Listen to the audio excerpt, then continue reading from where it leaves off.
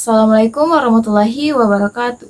We are from Group 2, which consists of me, Rere Melvina, Vebiyola Sihombing, M.Pd, Al Juniansyah, and Nurul Ain. And we will present our essay entitled The Influence of Culture on Verbal and Nonverbal Communication in Americans and Indians, where the essay itself consists of an introduction, body, and conclusion. Okay, my name is Dany Al Juniansyah, and I will to explain introduction from our essay. Communication is a process of conveying information from one person to another person, and communication can be divided into two, namely verbal and nonverbal communication. Verbal communication is we are communication using oral and written. Meanwhile, the nonverbal communication, we are communication without using oral and written. For example, we're using a body language. Okay, but sometimes communication can be error because several factor, such as cultural factor. Culture is an idea, an action that has been attached to everyone. Okay, so the purpose of our paper is to find out the influence of culture on verbal and nonverbal communication, especially in American and India. Thank you. And the next material will be explained by Nurul Ain. Verbal communication refers to the use of words, sounds, and language to convey meaning and information. Here are some examples of verbal communication between India and America. Greetings. In India, people often greet each other with namaste or namaskar, which means I bow to you or I salute you. They may also use regional greeting such as Vanakkam in Tamil or Salam in Urdu. In America, people usually greet each other with hello or hi, followed by their names or titles. They may also use informal greetings such as hey or what's up, depending on the context and relationship. Compliment. In India, people tend to be modest and humble when receiving compliments. They may say thank you or it's nothing or you are too kind. They may also deflate the compliment by praising the giver or someone else. In America, people tend to be more direct and confident when receiving compliments. They may say thank you or I appreciate it or I'm glad you like it. They may also retort the compliment by saying something nice about the giver. Request. In India, people tend to be polite and indirect when making requests. They may use words such as please, call you, would you mind, or if possible. They may also add qualifiers such as just, only, or a title. They may also imply the request rather than stating it explicitly.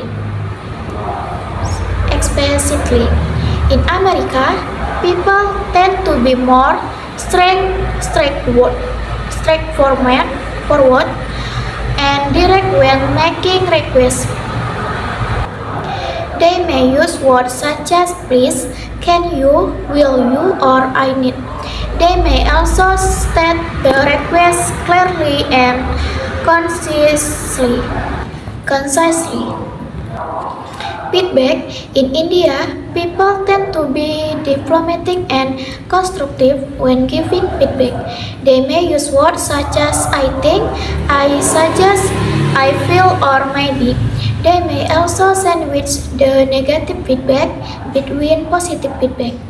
They may also avoid criticizing the person or focus on the issue. In America, people tend to be honest and blunt when giving feedback.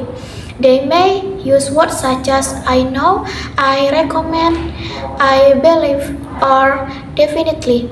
They may also give the negative feedback directly and openly. They may also criticize the person and the issue. Apologies. In India, people tend to be sincere and respectful when apologizing. They may use words such as I'm sorry, I apologize, I regret, or please forgive me. They may also explain the reason for the mistake and after a solution or conversation. They may also seek forgiveness from the person and the Okay, I will explain about nonverbal communication between Indian and American. So, in Indian and American have different nonverbal communication. For the first is physical touch. In India, they would like to avoid touching other if possible. Although if the other person is the same gender, they may touch their hand or arm while they were speaking. But in American, they dislike physical touch with those they are not close or to their family because it will means a sexual harassment if you touch them that you are not close to them like that. Okay, the second is private space. In Indian, after respect one other boundaries and keep arm leg apart. But in American, they want to have adequate personal space, so avoid interpreting other when they are speaking. Okay, the third is gesture. In Indian, pointing the index finger at someone is regarding a coincing in India. Using your entire palm pointing downward is a more considered method of beckoning or addressing someone. But in American, when they are in conversation, it's advisable to nod or other ways indicate that you are paying attention to the who are the speaking. Okay, the last is essential countries welcome and solution. So in India, the custom of welcoming someone by holding a hand in form of a cheese and entering namaste or namaskar. And when they are greeting someone, they would like to bow with hand clenched and not with no, and shake a head indicate yes like that. But in American, they are when they are meet with new people or someone, they would like to smile and say hello like that, or hug appropriate for friends or family. So that's all for me. The next material will be explained by Rere.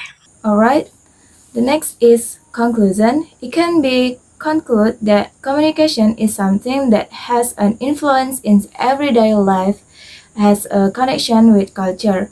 As explained, communication is divided into two, namely verbal and nonverbal communication. Both verbal and nonverbal communication are very important between Indians and Americans who have culture differences in communication. The communication they use, both verbal and nonverbal, both provide new knowledge to us in turn out that both communication between countries has different meanings but with the same goal, which is to convey message to each other when are talking. Alright, I think that's all from our group. Wassalamualaikum warahmatullahi wabarakatuh. Thank you.